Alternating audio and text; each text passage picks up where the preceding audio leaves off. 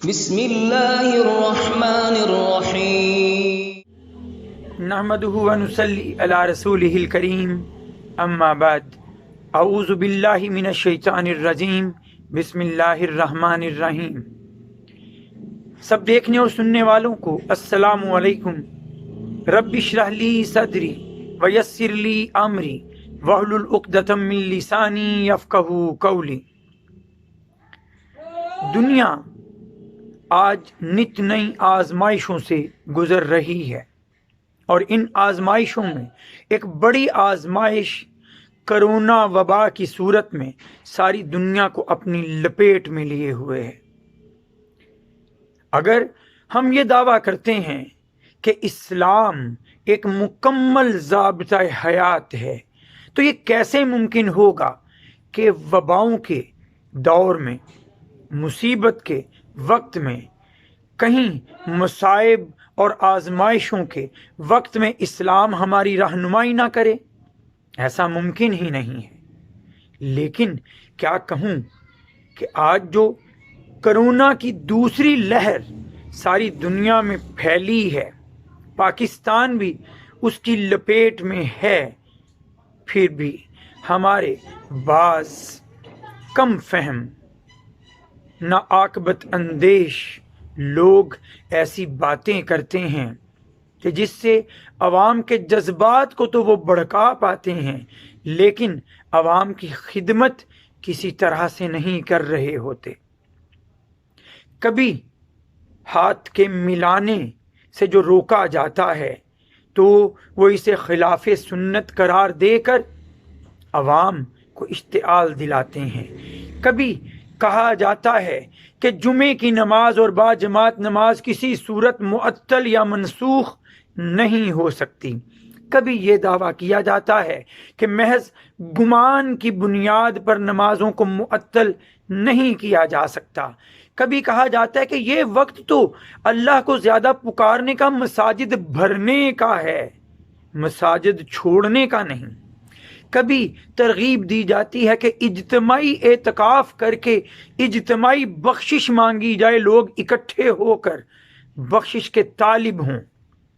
میں کہتا ہوں عام حالات میں یہ سب باتیں 100% درست ہیں۔ نماز باجماعت منسوخ یا معطل نہیں ہو سکتی عام حالات میں۔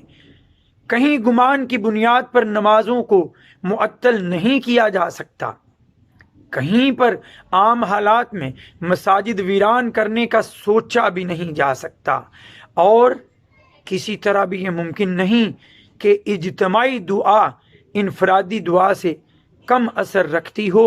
اجتماعی دعا ہی مؤثر ہے، لیکن عام حالات میں ذرا نظر تو کیجئے اسلام ہمیں کیا تبلیغ کرتا ہے، اسلام ہمیں کیا سکھاتا ہے۔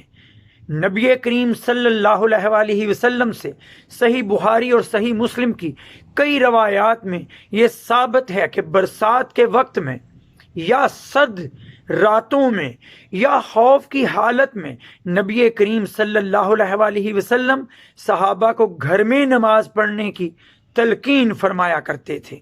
آپ ذرا غور کیجئے، جہاں جہاں ان ہدایات پر عمل نہیں ہوا، پہلی لہر میں کرونا کی کیا رزلٹ نکلا؟ پہلی لہر میں برطانیہ میں جو بیشتر مسلمان ہلاک ہوئے، ان میں سے ایک بڑی تعداد وہ تھی جو باجماعت نمازوں میں حاضری دیتے رہے۔ ایران میں کم کے شہر کے اندر جو مزارات پر بھیڑ لگی تو ہزاروں لوگ لقمہ اجل بنے، اور ان میں سے وہی لوگ تھے اکثر جو ان مزارات کی زیارت کے لیے پہنچتے رہے۔ ملیشیا میں متاثرین میں سے 60% وہ لوگ تھے جو تبلیغی مراکز میں کہیں اجتماع کی صورت میں اکٹھے ہوتے رہے۔ ہمارے ہاں رائی ونڈ کا معاملہ ہو، یا دنیا میں کہیں اور انڈونیشیا کا معاملہ ہو، یا کہیں شمالی ہند کا معاملہ ہو، ہر جگہ جہاں اجتماعی صورت اختیار کی گئی، وہاں اس وبا نے اپنی پہلی لہر میں لوگوں کو زیادہ متاثر کیا۔ لیکن ابھی آپ کے سامنے میں رکھ چکا کہ نبی کریم صلی اللہ علیہ وآلہ وسلم نے انتہائی حالات میں ہمیں محفوظ رہنے کے لیے گھروں میں نماز پڑھنے کی تلقین بھی فرمائی ہے۔ ذرا دیکھیے وہ صحابہ جن کی تربیت خود حضرت محمد صلی اللہ علیہ وآلہ وسلم نے فرمائی ہے، ان صحابہ کا طرز عمل کیسا تھا۔ حضرت عبداللہ بن عمر رضی اللہ تعالیٰ عنہ ایک سفر میں تھے، سرد رات تھی، تو آپ نے خاص طور پر صحابہ سے کہہ دیا کہ اپنی اپنی جگہوں پر اپنے اپنے ٹھکانوں پر نماز پڑھ لو، باجماعت نماز کے لیے حاضر نہ ہو۔ صحیح بخاری میں اس کا ذکر بھی موجود، حدیث نمبر 632 میں۔ پھر دیکھیں حضرت عبداللہ بن عباس رضی اللہ تعالی عنہ ایک دفعہ ایک قافلے کے ساتھ تھے، آپ نے انہیں جمعے کی نماز پڑھانا تھی، لیکن بارش ہوئی تھی، کیچڑ تھا، تو آپ نے اعلان کروا دیا کہ اپنے اپنے گھروں میں اپنے اپنے ٹھکانوں پر نماز پڑھ لو۔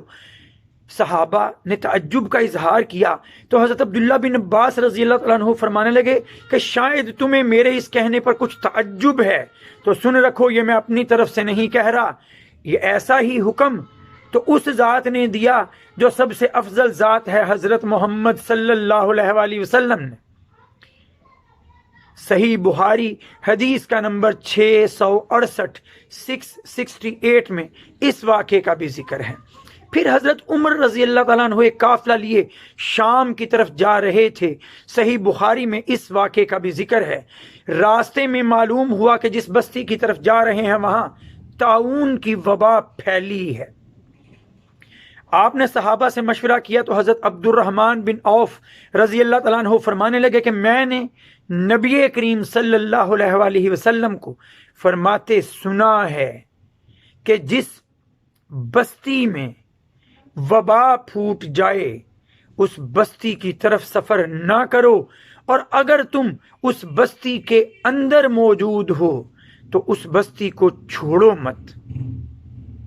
آپ دیکھیے آج یہ کوارنٹائن یا کرنٹینا اسی کی تو ایک نئی شکل ہے۔ جب صحابہ نے اپنے نبی سے سیکھ کر اس طرز عمل کا اظہار کیا تو ہم مسلمان ہوتے ہوئے کیوں گھبراتے ہیں؟ وقتی طور پر ہی کنارہ کرنے کا کہا گیا، نماز چھوڑنے کا ذکر نہیں ہے، عبادات ترک کرنے کا ذکر نہیں ہے، بلکہ آپ دیکھیے اسلام نے تو اپنے ضابطوں میں بچاؤ کا طریقہ رکھا ہے۔ کہیں اسلام 5 وقت وضو کی تلقین کرتا ہے نماز کے لیے، اور دیکھیے آج دنیا مانتی ہے کہ ہاتھوں کو 20 سیکنڈ دھوئیں، چہرے کو دھوئیں تو ہم دور رہ سکتے ہیں اس وبا سے۔ تو اسلام نے تو پہلے بندوبست کر دیا، گھروں میں رہیے، وضو کیجئے، پاک دامن رہیے، پاک صاف رہیے اور اس وبا سے بچیے۔ پھر حجاب کو، نقاب کو، پردے کو مغربی قومیں تنقید کا نشانہ بناتی تھیں، لیکن اسلام نے دکھا دیا کہ یہی نقاب، یہی فیس ماسک آج مرد بھی جو ہے وہ پہنے ہوئے ہیں اور جراثیم سے بچنے کی کوشش کر رہے ہیں۔ اسلام کے جتنے قریب رہیں گے وباؤں سے اتنا دور رہیں گے، لیکن انتہائی حالات میں، مشکل مصیبت کے وقت میں جو احتیاطی تدابیر اسلام نے سکھائی ہیں انہیں بھی اختیار کرنے میں کوئی آر نہیں ہونی چاہیے۔ یہی آج کا پیغام ہے۔ اللہ مجھے صحیح بتانے کی توفیق دے۔ وآخر دعوانا ان الحمد للہ رب العالمین۔ السلام علیکم۔